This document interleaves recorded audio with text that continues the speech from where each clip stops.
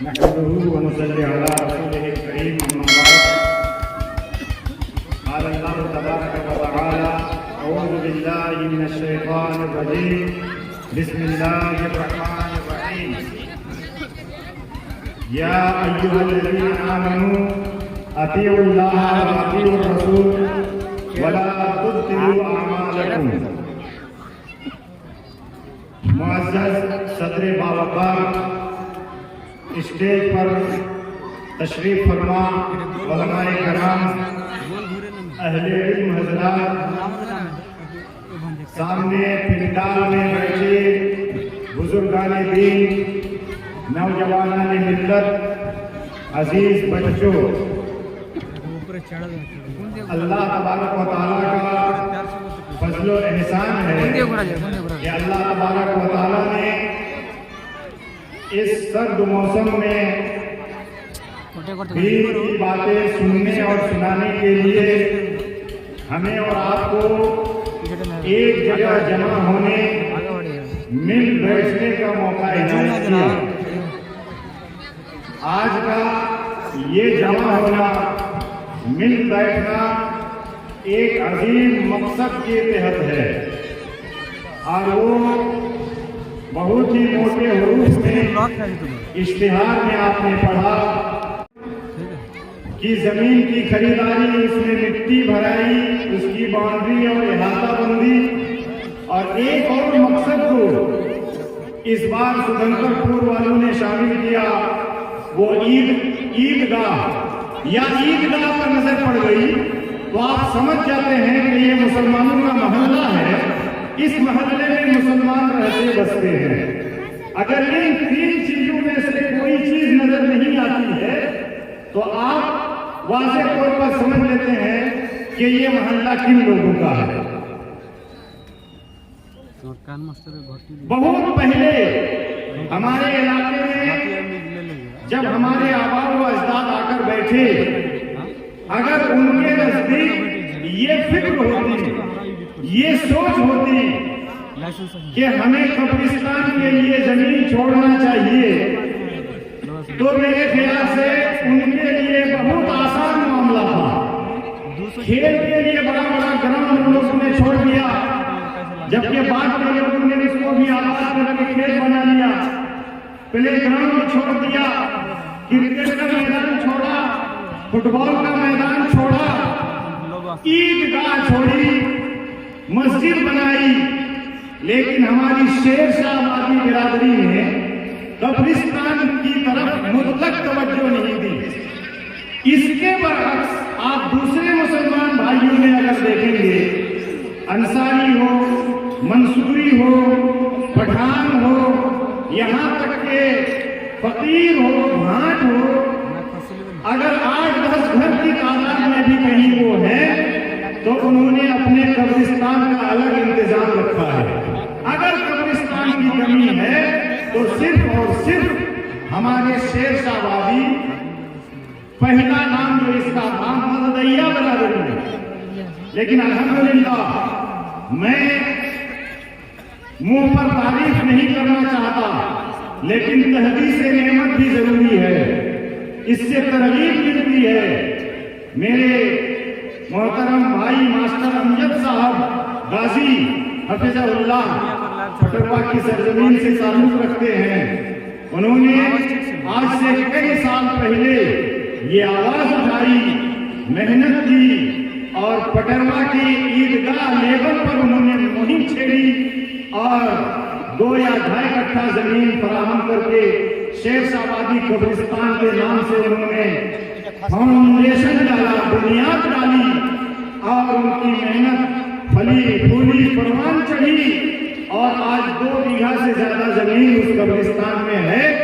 اس کے علاوہ میری جانکاری کے مطابق 6 یا 8 کٹھا کی زمین پچھم موہن پور کے آس پاس میں بھی قبرستان کے لیے انہوں نے مختص کیا۔ ان کی دیکھا دیکھی آپ کو فکر ہوئی، ہمیں فکر ہوئی، اب مختلف گاؤں میں قبرستان کے لیے سوچا جا رہا ہے اور قبرستان کی فکر ہو رہی ہے۔ بھائیو اور دوستو، وہی اصل گھر ہے۔ ابھی جب تک مقرر کا اس وقت کو بھی ہمیں گزارنا ہے اور چند کارآمد باتیں میری کوشش کے مطابق سماعت بھی کر رہی ہے. یہ قبرستان یہی انسان کا آخری پڑاؤ ہے. ہمیشہ اور ہمیشہ کی زندگی اسی چھوٹے سے گھر میں گزارنا ہے، بتانا ہے. آپ جان لیجئے، آپ کتنوں شاندار محل بنا لیجئے، شیش محل. ہماری آنکھوں نے اس دنیا میں ایسے ایسے گگن چمبی عمارت دیکھے، ہندوستان میں اور بیرون ہند میں بھی، کہ زمین سے لے کر کے 25 سے 30 منزلہ عمارت ہے اور اس طریقے سے شیشہ کے ذریعے سے اس کو بنا دیا گیا ہے کہ باہر سے نہ کہیں رڈ نظر آئے گا، نہ سیمنٹ نظر آئے گا، نہ کنکر نظر آئے گا، نہ پتھر نظر آئے گا. یہاں تک کہ ایک تین کا بھی احساس آپ کو باہر سے نہیں ملے گا. لگے گا کہ سپاٹ یہاں سے وہاں تک شیشہ پھوٹ دیا گیا ہے. انسان نے اپنی محنت سے اس طرح کی عمارت بنا لیا، اپنے عیش و عشرت کے لیے، آرام کرنے کے لیے، رہنے کے لیے. اور یہ مختصر سی زندگی جو 60 اور 65 سال کی انسان کو فراہم ہوتی ہے، اس کو گزارنے کے لیے ماربل لگاتے ہیں، سنگ مرمر بچھاتے ہیں، ٹائلز لگاتے ہیں، دیدہ سے ڈینٹنگ پینٹنگ کراتے ہیں اور پتہ نہیں کتنوں کا صرفہ کرا دیتے ہیں. کے باوجود اگر مرتا ہے انسان تو اس کو، اور جو پھوس کے مکان میں سوتا ہے، بارش کے ایام میں جس کا چھپر ٹپکتا ہے، جس کو سونے کے لیے ایک ڈھنگ کا گدا فراہم اور دستیاب نہیں ہے، وہ بھی مرتا ہے. دونوں کو سیم ایک جیسا قبر میں سلا دیا جاتا ہے، ایک جیسا کفن پہنا دیا جاتا ہے اور ساری چیزیں دنیا میں اس کی دھری کی دھری رہ جاتی ہیں.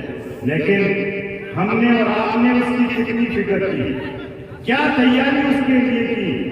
رات دن علماء کرام سے تقریریں سنتے ہیں، لچھے دار تقریر، دل پذیر تقریر، قلوب کو جھنجھوڑ دینے والی تقریر، سنجیدہ تقریر، شعلہ بیاں تقریر، ہر طرح کی تقریریں ہم سنتے ہیں. سننے کے بعد گھروں میں گئے، چائے کی دکان پر بیٹھے اور تبصرہ چالو کر دیا. تقریر کا اسٹائل کس کا زیادہ بڑھیا تھا؟ مولانا جگدیش اچھی تقریر کر رہے تھے یا عبدالغفار سلفی کر رہے تھے؟ کمال الدین اچھا بول رہے تھے کہ مولوی منظور اچھا بول رہے تھے؟ اسی تبصرہ پر سارا وقت ہم گزار دیتے ہیں. کسی کو مولوی منظور کا اسٹائل بھا گیا تو اس کی تعریف میں جڑ گئے، کسی کو کمال الدین ثناءوی پسند آ گئے، کسی کو اور کوئی مقدر پسند آ گیا اور صرف اسی پر تبصرہ کرتے ہوئے ختم. لیکن تقریر میں کہا کیا کچھ گیا، کون سی باتیں کہی گئی، اس پر ہمارا کتنا عمل ہے، اس طرف توجہ دینے کی فرصت ہمارے پاس نہیں. ہم صرف تبصرہ کرتے ہیں، کرٹیسائز کرتے ہیں، خامی اور خوبی بیان کرتے ہیں اور ختم کر دیتے ہیں. تقریر کا یہ مقصد نہیں ہے میرے بھائی اور دوستوں. میں نے 2-3 خطبے میں، ایک بار اپنے محلے میں بھی اور ایک بار بھائی احمد صاحب غازی ان کی جامع مسجد میں بھی تقریر کرتے ہوئے کہا تھا کہ انسان پر آپ نے آخرت کی تیاری کس طرح کی ہے. کل ایک جنازے میں کھڑے تھے، اتفاق سے مولانا کمال الدین ثناءوی، ان کے بھائی مولانا جلال الدین سلفی، میں اور بھی بہت سارے علماء کرام ایک جگہ کھڑے ہوئے. سامنے وضو خانہ تھا، وضو خانے میں 2-3 لوگ وضو کرنے لگے. موسم سرما ہے تو مسا کرنا ہے موزے پر مسا کرنا ہے. مسا کا طریقہ ہی نہیں معلوم. میں نے جو آیت پڑھی ہے، یا ایھا الذین آمنوا اطیعوا اللہ واطیعوا الرسول ولا تبطلوا اعمالکم. اے ایمان والو، تم اللہ کی اور اللہ کے رسول صلی اللہ علیہ وسلم کی اطاعت کرو اور اپنے اعمال کو باطل مت کرو، غلط مت کرو، ضائع مت کرو. مطلب اگر اعمال میں، عبادات میں، بندگی میں، نماز میں، روزہ میں، وضو میں، تیمم میں، مسح میں، ان تمام چیزوں میں اگر اللہ اور اللہ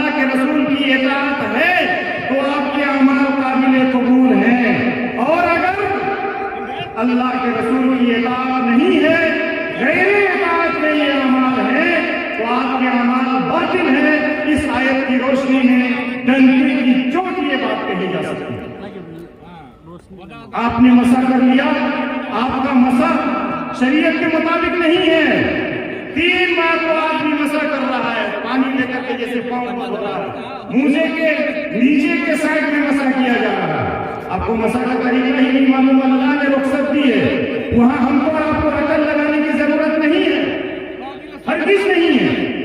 عقل اور شریعت، اپنے عقل کا استعمال شریعت میں ہرگز کسی کو نہیں دی گئی۔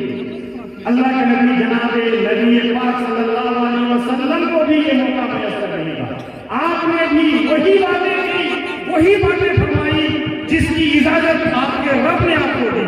وما ينطق عن الهوى ان هو الا وحي يوحى۔ آپ نے اپنی خواہش سے، اپنی طبیعت سے ایک بات بھی نہیں کہی، جو کچھ بھی آپ نے کہا ایک آپ کے اوپر وحی کی گئی، اور وحی کے مطابق اللہ نے جو بات آپ کے دل میں ڈالی وہی بات آپ نے کہی۔ ہم اور آپ کون ہوتے ہیں؟ کس کھیت کی مولی ہیں کہ اپنا دماغ لگا دیں، اپنا قیاس لگا دیں؟ آپ ایک بات بتائیے، ہم جو وضو کرتے ہیں، وضو میں اپنے جسم کے جن حصوں کو دھونا ہے، ہاتھ، چہرہ، سر کا مسح، کان کا مسح اور پاؤں، اتنی چیزوں کو دھونا ہے، اور آپ کی ریح خارج ہو گئی، آپ نے ہوا خارج کر دیا، وضو ٹوٹ گیا، وضو ٹوٹ گیا، پھر آپ نے وضو کیا، تو جس جگہ سے آپ کی ریح خارج ہوتی ہے وضو کا اس جگہ سے کیا رشتہ ہے بتائیے؟ کوئی رشتہ ہے؟ نہ ہاتھ سے رشتہ، نہ منہ سے رشتہ، نہ پاؤں سے رشتہ، پھر وضو کیوں ٹوٹا؟ اور پھر جس جگہ سے آپ کی ریح خارج ہوئی اس جگہ کو آپ نے ٹچ بھی نہیں کیا، پھر سے ہاتھ منہ ناک نقشہ دھو کر کے آپ نے وضو کر لیا، آپ کا وضو بن گیا۔ اگر آپ یہاں عقل لگائیں گے تو آپ کی عقل قبول نہیں کرے گی، لیکن شریعت ہے، اللہ نے فرمایا، اللہ کے نبی نے فرمایا، اس لیے ہم کو بغیر چون چرا، وداؤٹ اف اور بٹ کے تسلیم کرنا ہے۔ اگر مگر کی کوئی جگہ اور گنجائش نہیں بچتی ہے تسلیم کر لینا ہے، مان لینا ہے۔ کیوں؟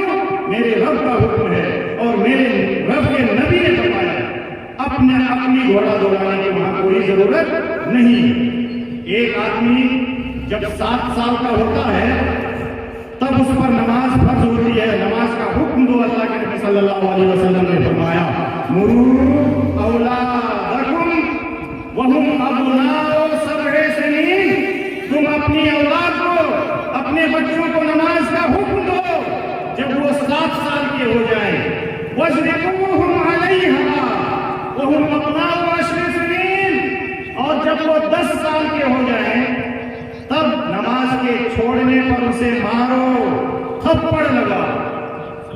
آپ کو شریعت میں اپنی اولاد کا کوئی ایسا جرم نہیں ملے گا جس میں مارنے کا حکم دیا گیا سوائے نماز کے، نماز چھوڑنے پر مارنے کا حکم دیا گیا۔ اتنی سخت نوٹس ہے، اتنا سخت آدیش ہے کہ 10 سال کے ہو جانے کے بعد اگر وہ نماز نہیں پڑھتا ہے اس کو مارو۔ اب ہم میں سے، آپ میں سے جس کی عمر 40 کراس کر رہی ہے، جو 50 سال کے ہو رہے ہیں، جو 60 سال کے ہو رہے ہیں، 60 سال کے ہونے کے بعد توجہ سے سنیے گا، بہت درد بیان کر رہا ہوں، سماج کا درد، معاشرے کا درد، سوسائٹی کا درد، اپنے مسلمان بھائیوں کا، بزرگوں کا درد محسوس کیجئے۔ صرف تقریر کر دینے سے، تقریر سن لینے سے کچھ ہوتا نہیں ہے، آپ کو نکات کی طرف توجہ دینا ہے۔ 10 سال کی عمر میں آپ کے اوپر نماز فرض ہوئی اور ابھی آپ کی عمر 50 سال کی ہے مثال کے طور پر، تو کتنے سال ہو گئے نماز فرض ہوئی آپ پر؟ 40 سال۔ 40 سال میں اگر کسی بندے کو نماز کی دعا سیکھنے کی توفیق نہیں ملی، موقع نہیں ملا، اور ابھی بھی اس کو دعا یاد نہیں ہے، تو 40 سال میں جو مسلمان صرف نماز بھر کی دعا یاد نہیں کر سکا اسے مسلمان کہلانے کا حق ہے میرے بھائی، ہے، ہرگز نہیں۔ آپ جاہل ہیں، ان پڑھ ہیں، حروف نہیں پہچانتے، قرآن پڑھنا نہیں جانتے، ایک اور دو انگریزی ہندی اردو کسی چیز میں نہیں پہچانتے ہیں، کیوں؟ آپ کو زمین کا کھاتا یاد ہے، کھیسرا یاد ہے، رقبہ یاد ہے، چوہدی یاد ہے، جمع بندی یاد ہے، کھتیان یاد ہے، اور پتہ نہیں کیا کیا اصطلاحات ہے زمین میں. فاضل ہونے کے بعد، اردو کا ایم اے ہونے کے بعد مجھے نہیں معلوم ہے اس کے بعد بھی، لیکن آپ کو معلوم ہے، وہ آپ کے مطلب کی چیز ہے تو آپ کو یاد ہے. اور 40 سے 50 سال کی زندگی میں وضو کا طریقہ آپ کو نہیں آیا، آپ تیمم کرنا نہیں جانتے ہیں، آپ کو مسح کرنا نہیں آتا ہے، آپ کو نماز کی دعا یاد نہیں ہے، آپ سورہ فاتحہ اچھا پڑھنا نہیں جانتے، سورہ فاتحہ کے ساتھ ایک چھوٹی سی سورہ نہیں جوڑ پاتے، دعائے ثنا آپ کو یاد نہیں ہے، سجدے کی دعا آپ کو یاد نہیں ہے، رکوع کی دعا آپ کو یاد نہیں ہے. کیا کیا 40 سال میں؟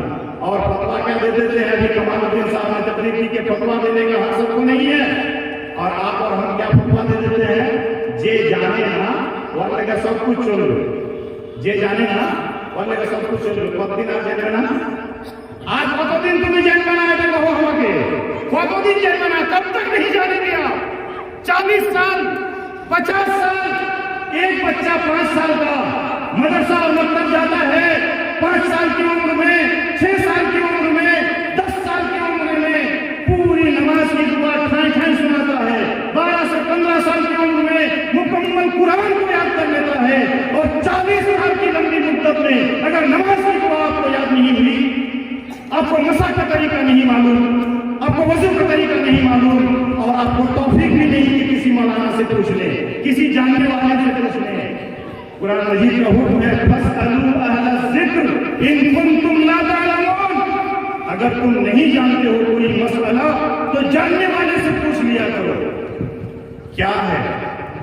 کس دن کا انتظار کر رہے ہیں؟ کئی بار کئی لوگوں کے پاس کھڑے ہو کے نماز کا موقع مل جاتا ہے، اگر پہلے سے وہ نماز پڑھ رہا ہے اور بعد سے کھڑے ہو گئے، کھڑا ہونا پڑے گا، وہ امام ہے تو بعد سے شریک ہو رہے ہیں، اب وہیں پر پولیس کا اب وہ سورہ پڑھ رہا پتہ نہیں کون سی، دعا پڑھ رہا پتہ نہیں کون سی، بس اللہ اکبر سمیع اللہ لمن حمدہ سننے کو مل رہا ہے. جہری نماز میں بھی جہاں زور سے تلاوت ہونی چاہیے تھی اور ابھی تک ہو رہی تھی، جا کے شریف ہوئے ہم لوگ، ہم میں سے کوئی بھی مولوی، وہیں پر آواز بند ہو گئی.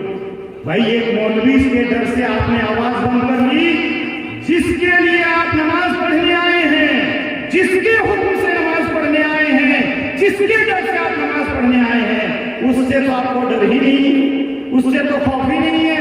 پوری 40 سال کی عمر، 50 سال کی عمر آپ نے ضائع کر دیا، ختم کر دیا، کچھ نہیں سیکھا. یہی ہے فکر آخرت، یہی ہے آخرت کی تیاری. 50 سال 60 سال 70 سال جس گھر میں آپ رہیں گے اس میں تو پوری صلاحیت جھوک رہے ہیں، ایک دوسرے پر فخر کر رہے ہیں.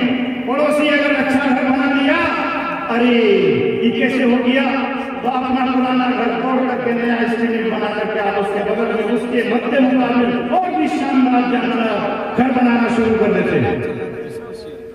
لیکن پڑوسی کا بچہ حافظ ہے تو آپ کا بچہ حافظ ہونا چاہیے تھا. کبھی کمپٹیشن کیا؟ پڑوسی کا بچہ مولوی صاحب ہے، آپ نے اپنے بچے کو مولوی بنانے کے لیے کبھی کمپٹیشن کیا؟ پڑوسی کا بچہ اسکول جاتا ہے، پڑھ رہا ہے، لکھ رہا ہے، سیکھ رہا ہے، آپ کو کمپٹیشن ہوا؟